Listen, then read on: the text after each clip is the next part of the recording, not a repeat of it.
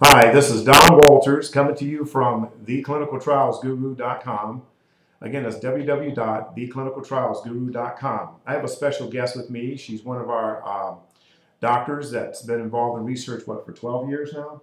Yes. Specializing in neurology and psychiatry, correct? That's correct. Her name is Dr. Karen Frei. And one of the things I wanted to talk to Dr. Frei about is dealing with the type of studies that she's been working with for the past 12 years. And a lot of that's been Parkinson's and illnesses like that impact the central nervous system. Can you kind of tell us about the different studies that you've done, just briefly? Mostly Parkinson's, but we've also done studies on other movement disorders like dystonia, seizure studies, migraine studies, and schizophrenia studies. Okay. Now, I know in schizophrenia, a lot of those studies, most of those individuals are independent. They can come in and consent for themselves. But when you're working with Parkinson's and some of these other studies, it involves family members. Am I correct?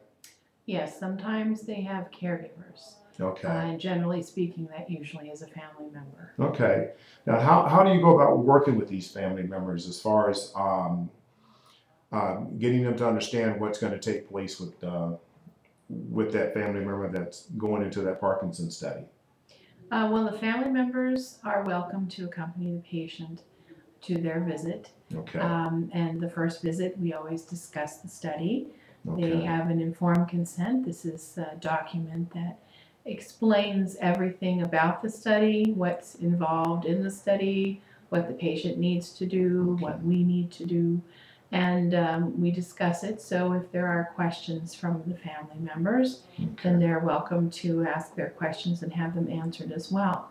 Sometimes the patients want to take this document home to discuss it with family members, and sometimes they're allowed to do that. Okay. Other times they're not. Sometimes they want their primary care physician to learn about this. And that in that respect, we can sometimes help with that by discussing it with the primary care physician, or the patient is free to do that themselves. Okay. All right. Very good. Very good. There you have it.